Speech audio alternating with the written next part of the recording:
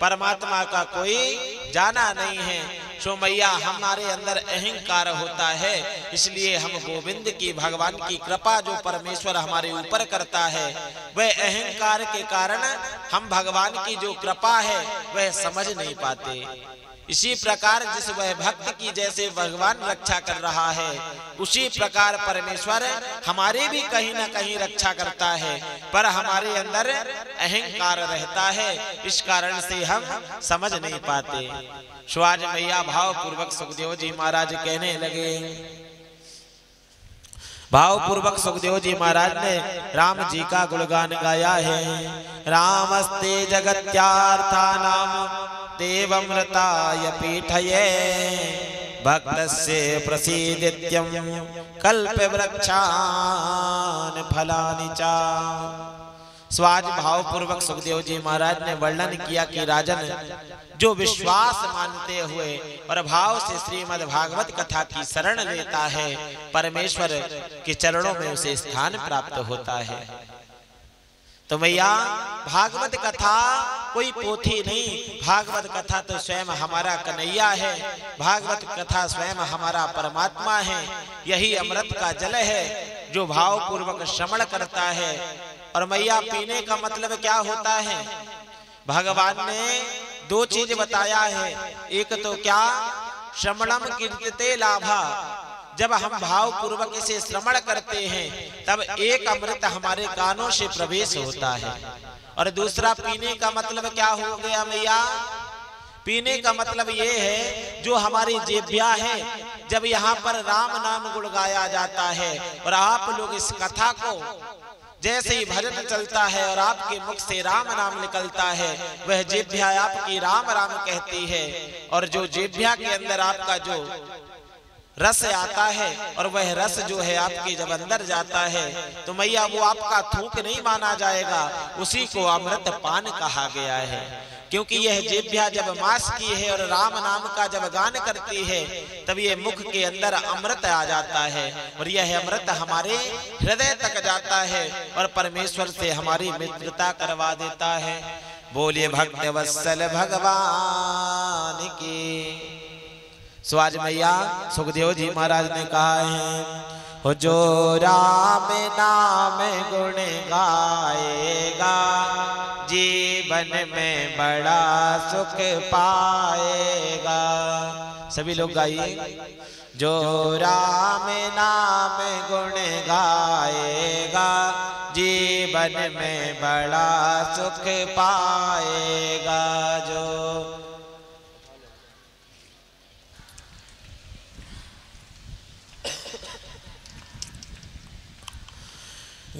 जो राम नाम गुण गाएगा जीवन में बड़ा सुख पाएगा। जो राम नाम गुण गाएगा जीवन में बड़ा सुख पाएगा।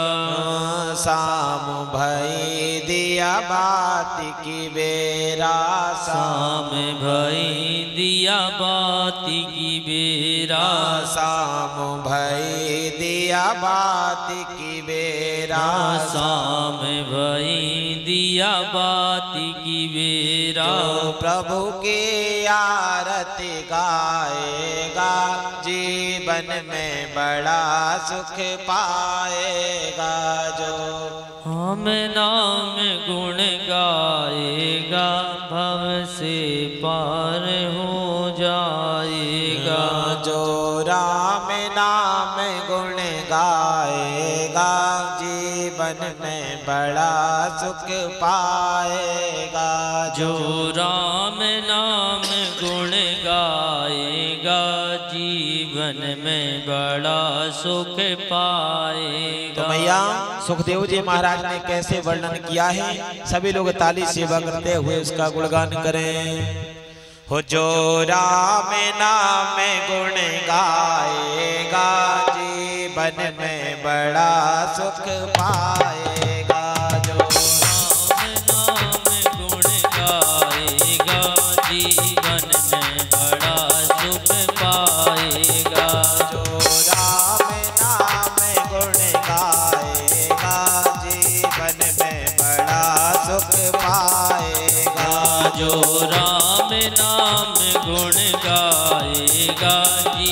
जीवन में बड़ा सुख पाएगा। भोर भई स्नान की बेरा, भोर भई दिया बाती की बेरा, भोर भई स्नान की बेरा, भोर भई मान की बेरा। प्रभु को भोग लगाएगा, जीवन में बड़ा सुख पाएगा। को भोग लगाएगा, जीवन में बड़ा सुख पाएगा।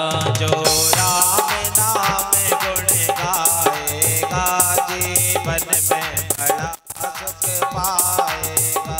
जो राम नाम गुण गाएगा, जीवन में बड़ा सुख पाएगा। रात भई विश्राम की बेरा, रात भई आवाती की बेरा, रात भई विश्राम की बेरा, रात भई दिया बाती की बेरा। प्रभु के चरण दबाएगा, जीवन में बड़ा सुख पाएगा। जो